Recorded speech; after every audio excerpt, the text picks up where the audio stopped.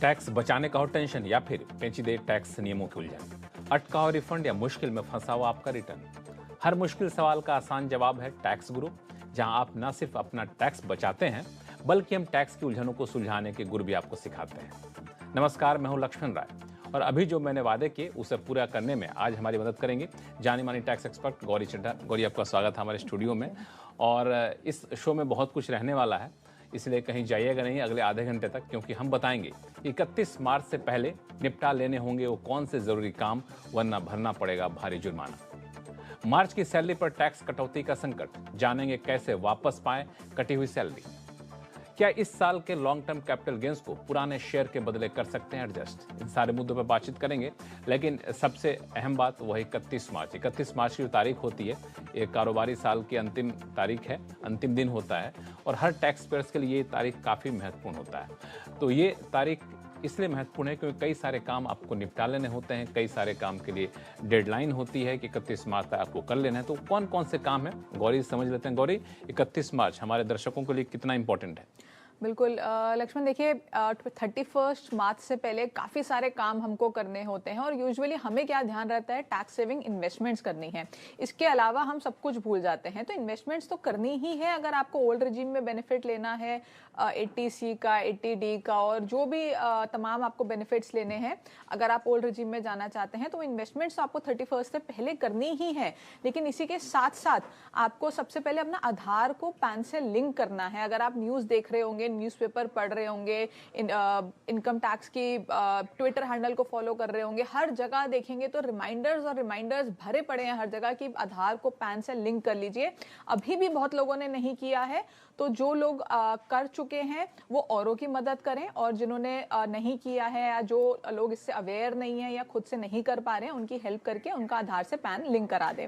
इसी के साथ साथ आपका जो एडवांस टैक्स है उसकी जो लास्ट इंस्टॉलमेंट थी वो 15 मार्च तक जानी थी, वो भी कई लोगों ने मिस कर दी है। तो उसको 31 से पहले आप जमा करा दें, वरना अगले महीने से आपका जो इंटरेस्ट है वो हर महीने आपका लगता रहेगा। तो एटलीस्ट अप्रैल से लेके जुलाई तक का आपका जो इंटरेस्ट है वो बच जाएगा अगर आप मार्च में इसको पे करा देंगे।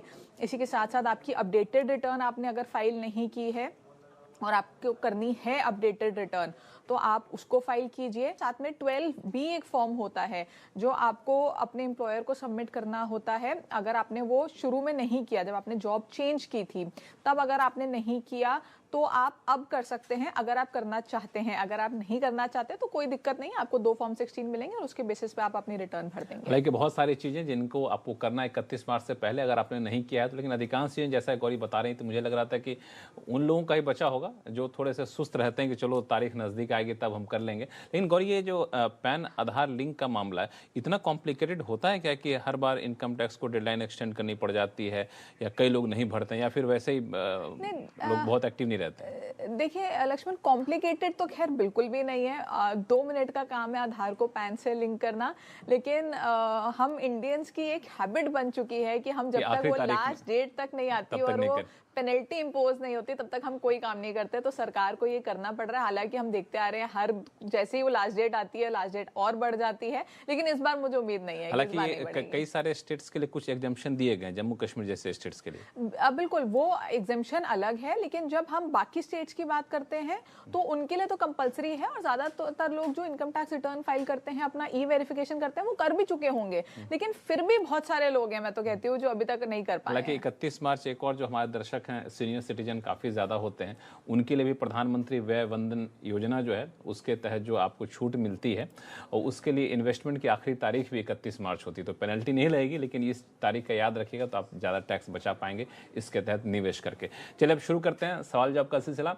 चलते हैं सबसे पहले अमृतसर, जहाँ से जसमीत सिंह जी हमारे साथ फोन लाइन पर जुड़ चुके हैं। जसमीत जी नमस्कार।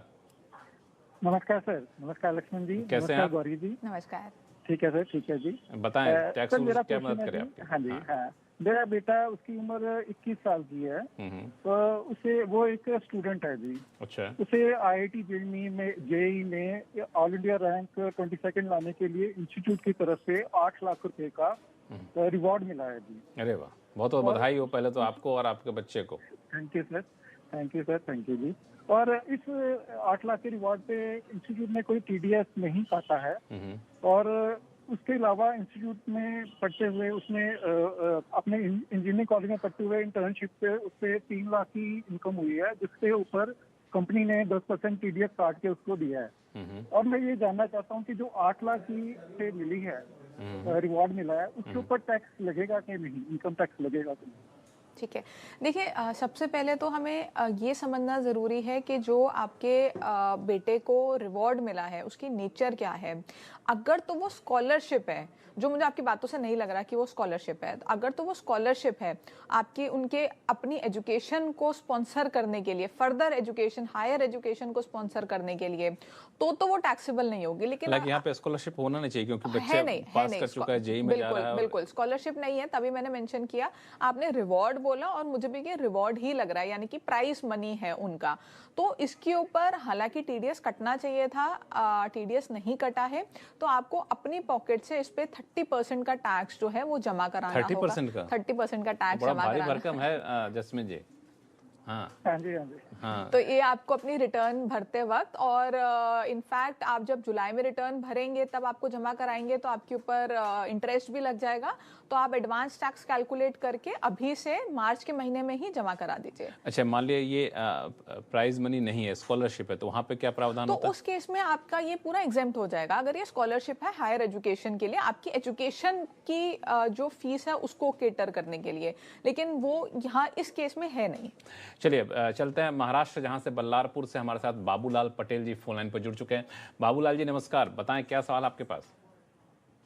जी नमस्कार। नमस्कार नमस्कार। गौरी मैम नमस्कार। नमस्कार नमस्कार। मैम मैं सीनियर सिटीजन हूँ जी। और फाइनेंशियल ईयर 2022-23 में शेयर बेचकर मुझे करीब 8 लाख का लॉन्ग टर्म कैपिटल गेन हुआ है। ठीक है, तो और मेरे पास करीब 5 लाख के कीमत का खरीदी की कीमत के शेयर अलग अलग कंपनी के लंबे समय से 6-7 साल से पड़े हुए हैं मेरे पास। ठीक है, मेरे पोर्टफोलियो में। अब जिसमें कभी ट्रेडिंग होती ही नहीं है या कोई कंपनी का नाम तक नहीं दिखाई देते। अच्छा, तो क्या मैं ये शेयर्स में जो मेरी डूबी हुई करीब 5 लाख की रकम, ये नुकसान भरपाई जो इस साल जो मुझे 8 लाख का लॉन्ग टर्म कैपिटल गेन हुआ, उसमें रिसर्च करने का क्या मैडम ये है, ये किस तरीके से मैं कर सकता हूँ उसमें? ठीक है, देखिए बिल्कुल आप ये कर सकते हैं। इसको हम लॉस हार्वेस्टिंग बोलते हैं। जब आपको कोई कैपिटल गेन हो रहा है, उसकी जगह आपने उस कैपिटल गेन को तो आपने बुक कर लिया, जो आपने 8 लाख का बताया आपने बुक कर लिया।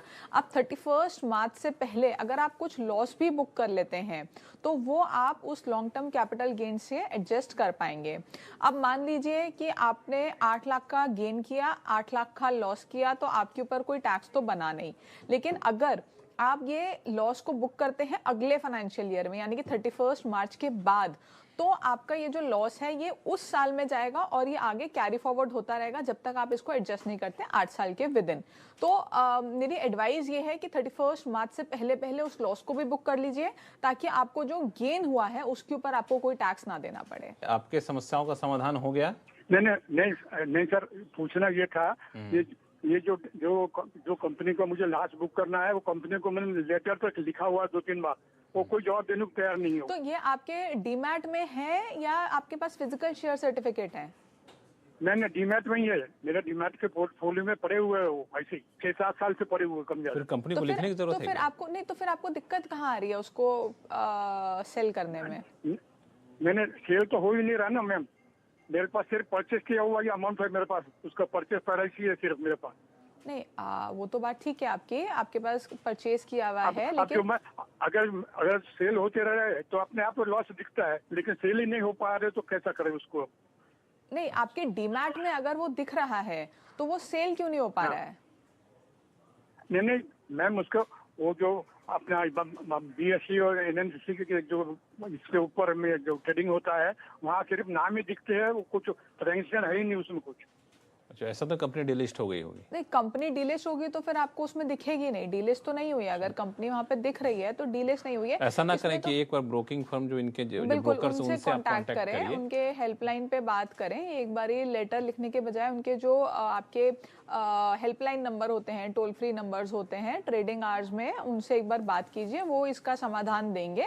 अगर नहीं तो आप एक बार थोड़ा सा और डिटेल में शेयर का नाम और सारी चीज़ें हमें लिख के भेजिएगा तो मैं उस पर थोड़ा सा बेटर बता पाऊंगी कि इसमें क्या दिक्कत है। चलिए फिलहाल वक्त है छोटे से ब्रेक का। ब्रेक के बाद सुलझाएंगे प्रॉपर्टी पर LTCG टैक्स का पेज। लौटते हैं छोटे से ब्रेक पर।